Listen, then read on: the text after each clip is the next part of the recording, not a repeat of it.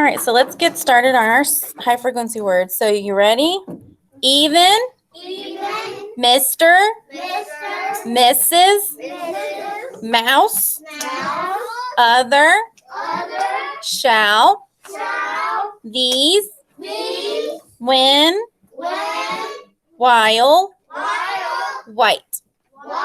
Good job. Now we're going to do our spelling words. Some of them are. Yes, you're right. No, we don't have a spelling test today because we had Wednesday, so we moved our test to next week. Okay? You never sent the Yes, and that's the reason why. All right, are we ready? Let's refocus. Spelling words. Dish. Van. Chest. You're looking at me. Such. Thin. Push. Make sure you're looking at me. Shine. Chase. White. While.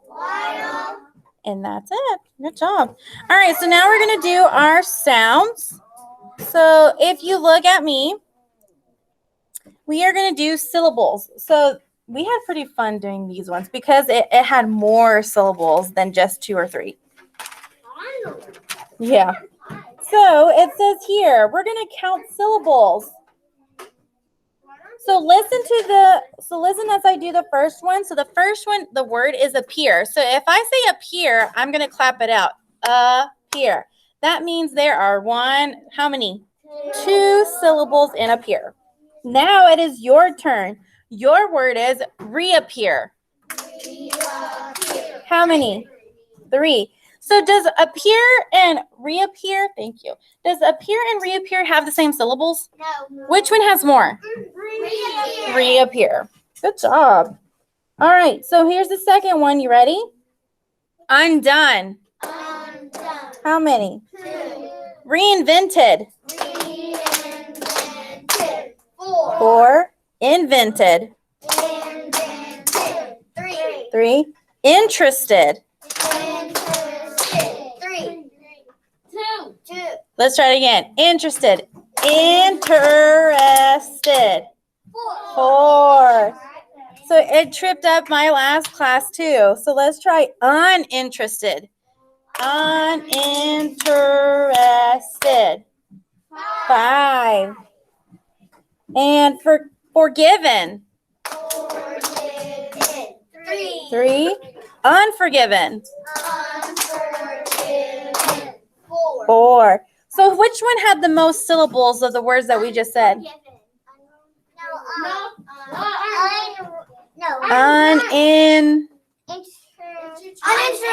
Uninterested had 5 syllables. That was our biggest one we had in a long time. All right, so we're going to go ahead and I'm going to present my screen again. Should I present it? Well, for Jocelyn. So right here it says, here it is, right here. Oops. So it says words about communication. I need my friend's eyes up here. We should not have pencils in our hands. We sure shouldn't have an iPad stand in our hands. Our hands should be in our lap and our eyes are focusing on Miss Fullington because that's what a STAR student does. That's what a STAR student does. All right, it says words about communication. This is when you communicate, you share feelings, ideas, and information. The look on your face can tell others how you feel. So go ahead and show me a frown face. You can tell by your eyebrows. What about a smile? I can tell by your smile. So make sure your mask is over your face. Even though you're smiling under your mask, I can still tell by your eyes. All right. What about yawning? Yep. That's like your top. What does yawning mean? What does yawning show us how you're feeling, Clinton or Clayton? What does it show you? Yeah, it did. When you feel tired. When you feel tired. Good job. So when you do not know a meaning of a communication word, we always use what? dictionary. A dictionary. A dictionary is supposed to help us. It's a special book that has a lot of words in here that can help us know the meaning of those words. Is it a book? It is a huge book. It's a resource book. I got one at my mom. All right, so here's an example. If you know the answer, please raise your hand. It says, how do you get a friend's attention? Murphy, do you wave, yell, or jump? How do you get your friend's attention? Wave, yell, or jump? Yell. You yell to get their attention? No. I mean, wave. You wave. That's not Yeah, I guess you can yell if your friend is far away on the playground. Yeah, I guess you can yell, "Hey, hello, I'm here." Yes, number 2. Somebody raise their hand that knows the answer to number 2. How do you greet someone? Shake hands or smile? Landon, you shake hands. How do you show something is funny? Do you chuckle, laugh, or giggle? Roy, laugh. Or giggle. Giggle means like something silly. Chuckle means like that's funny. Or laugh means, oh my gosh, my stomach hurts. I'm laughing. It's so funny. So we use with funny, we use laugh because it's funnier. All right, so our skill, we're going super fast. We're breezing through this. Central idea. Who wants to read the topic for us? Omar, read the orange banner. The person or thing the text is about. The person or thing the text is about. All right, the light bulb, central idea. Kaylin. The most important idea or point about the topic. Good job. And last but not least, supporting evidence. Emma. Details. Details, facts, or examples in the text that tell about the Central idea. So our details and our facts and our examples are key to knowing what the central idea is, because these all 3 components play a big part in central idea. That's how we find it. So what I'm needing you to do is get your My Book out, and you're going to page 110. So everybody go to page 110 in their My Book that has a fox on it.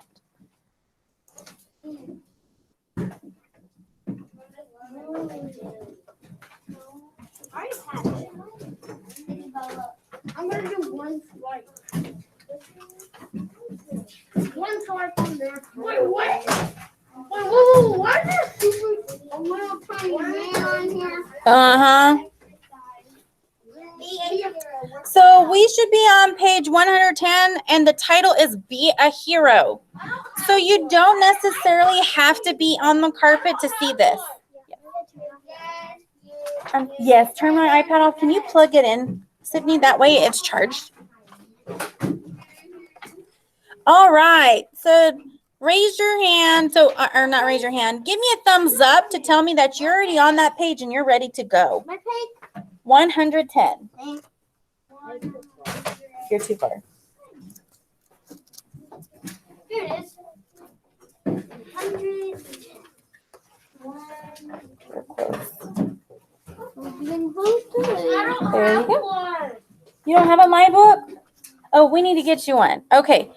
Jocelyn, give me just 1 second, okay, Jocelyn?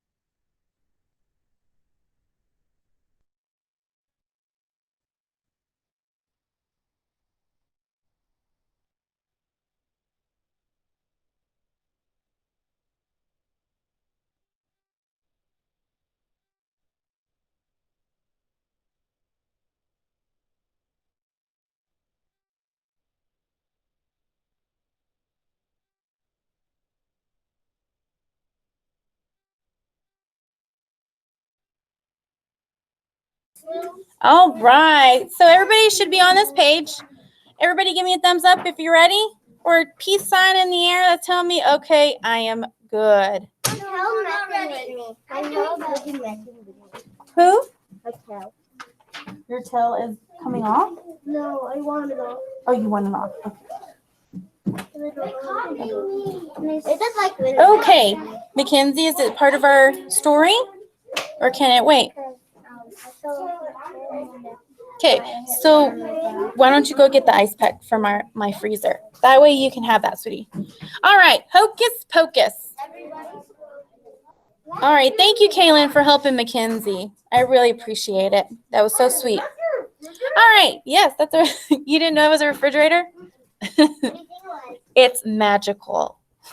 Okay, so we are going to go ahead and we're going to do a genre study. So this type of story, because we're going to prepare to read Be a Hero, Work It Out. Our genre study, it says it's an infographics, which means it gives information quickly in a visual way. So you can see that there's a whole bunch of pictures in this story. So as we read this story, we're going to notice the purpose of the infographic, which means it gives us information and facts. And we're going to notice how pictures, symbols, and words work together. We're also going to know words or phrases that stand out to us to make us understand better. And we want to learn what the author wants us to learn. So what's the lesson here? So hold on. We're going to read the story first before we do that. So we're going to also set a purpose. Remember, our skill was central idea. So how do words, numbers, and symbols work together to help you understand the infographics purpose? But first, let's build some background knowledge. So we already know some background knowledge about bullying, but here's some more information that can help you also. So let's listen. Bullying is when someone is mean or hurts another person on purpose. Bullying can be an action, like pushing or hitting. It can also be things that hurt feelings, like teasing. Sending mean texts, emails, or posts on social media is also bullying. It is hard for a person being bullied to make the bully stop. If you see someone being bullied, tell an adult you trust. You can also help people who are being bullied by being a good friend.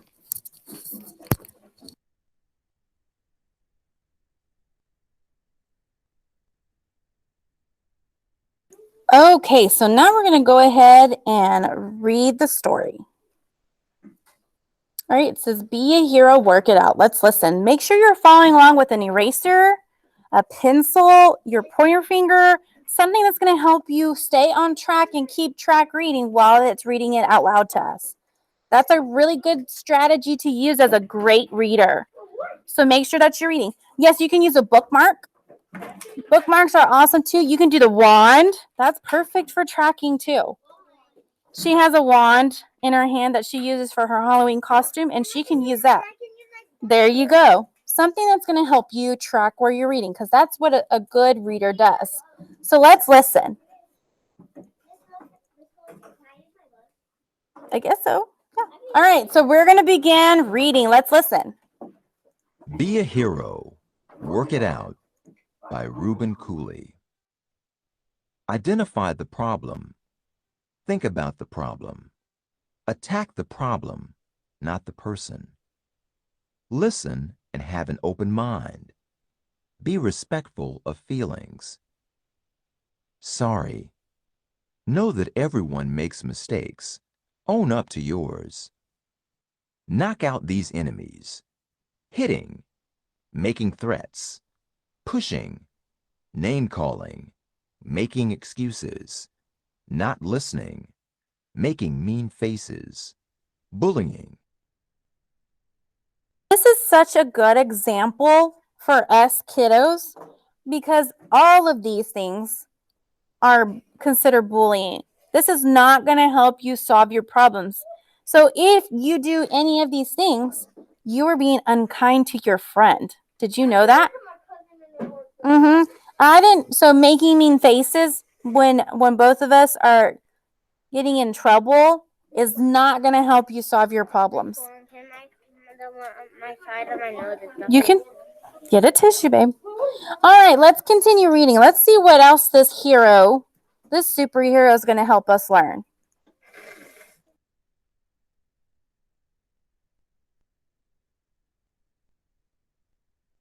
Hello, citizens.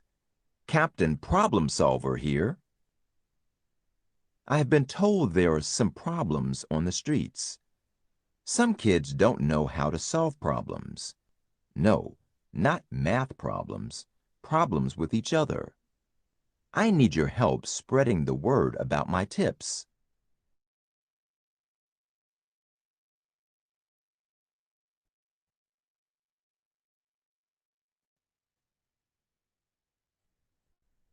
Let's break these down a little. When you are sharing my tips, these are 3 important ones to start with. When there is a problem, kids should first identify that there is a problem. People don't agree all the time, so they should think about what the problem is before doing anything. Remember to attack the problem, not the person. That would just make the problem worse. 1. Identify the problem. 2. Think about the problem. 3.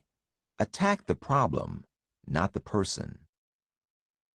Where have we noticed these before? We've noticed them already, these green ones. Where have we noticed them before, Sydney?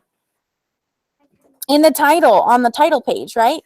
That's kind of, so our title page is an outline of what we are going to learn later. So now we are learning the 3 green parts. What do you think we're going to learn next? The blue parts. Yes, but we want to make sure that we're on task. So yes, we need to turn the page. All right, let's continue reading.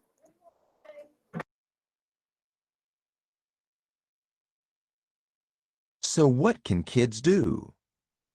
Share the next 3 tips. 4. Listen and have an open mind. 5. Be respectful of feelings. Sorry. 6. Know that everyone makes mistakes. Own up to yours. Kids should listen to each other. Someone else might have a different idea of what happened. It could be just a misunderstanding. Listening to each other also shows that the other person's feelings are being respected. Knowing someone cares about your feelings makes you feel better, right? It can help with problem solving too.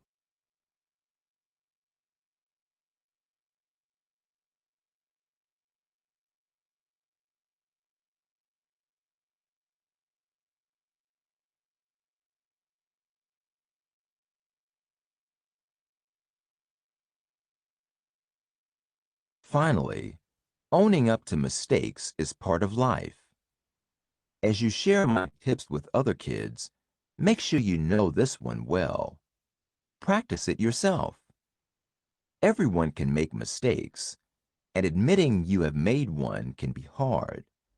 It makes you a brave citizen to admit you have made one.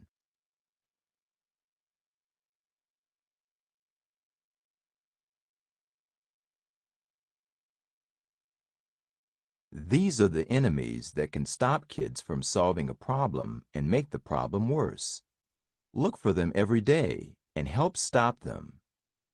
My work here is done. Thank you for sharing my tips about problem solving, citizens. I know with your help, we will have more citizens on the streets being problem solvers. Pow! Hitting, bullying, pushing, making excuses, making mean faces, not listening, name-calling, making threats. Be a problem solver superhero like me. I want to talk about this page right here, 116. So they make a really good point about making excuses. So as Miss Fullington as a teacher, she sees that a lot in not our class, but like the whole school. So here's an example of making excuses. If I asked someone to line up, everyone to line up, and someone pushes them, and it ends up hurting someone, The excuse may have been saying, well, I was here first. That's an excuse, right? And if you're using your elbows, is that okay? No, it's not. That's not being a good citizen. That's not being a good friend either, or a good superstar student. So what could we do next time to kind of help that issue? Murphy? You can talk. You can say, "Hi, I was there." And you can use nice words. You can use nicer words. That's exactly right. What else could we do? What other strategies can we do because this person might have ran with this other person and they tried to get there first. So what could be something else they could have done, Roy? They could have what? Yeah, they could have pushed you, but what's a good strategy to use when we line up? Walk up there. Yes. Does it matter to be the first one there? No, it really doesn't. Because you know what? In the end, we are the same. We're going to the same place. Exactly. Exactly. Yes. Okay, Aiden's the last one to share. Aiden? Try and help out and try and take away the threat. Yes. Try to what? Take away the what? The threat. What do you mean by the threat? Like the hitting? Take it away? Oh, yeah, that's true. You can be a mediator and say, hey, let's think about this problem. What can we do to not do this? That's a good way. Hocus pocus. Miss Fullington said that was our last share. I'm sorry that we ran out of time, but we know what we should do, right? In this case. Good job. I like how we worked this problem together. All right, so Mrs. Fullington's going to show you in Seesaw what you're going to be doing. So, if you know what it is, keep it to yourself because others don't know. All right, so we're going to activities, and it says Friday 10:30 phonics review. So, remember when we did prefixes yesterday, re and un? What does re mean? Do it again, right? So, mirrors on. Re means again. Mirrors off. All right, what about un? Gabriella? Huh? Oh, just a second. What does un mean? If I'm unhappy, what does that mean, Sydney? Nope, not redo. Unhappy. Isabel, help Sydney out. Not happy. So un means not. So everybody go. Mirrors on. Un means not. Mirrors off. All right. So with that being said, we're doing phonics review. I'm gonna act like a student, and this is what your page looks like. You are using un and re in each of these words. Now you're going to fit them in the sentence that best fits this word. Please reread your sentences to make sure that word makes sense. So if Mrs. Fullington did not reread it, I'm going to say, I think number 1 is good for unshell. So if Miss Fullington doesn't read that, let's reread it with unshell in it. This is Mr. Phillips must unshell a box.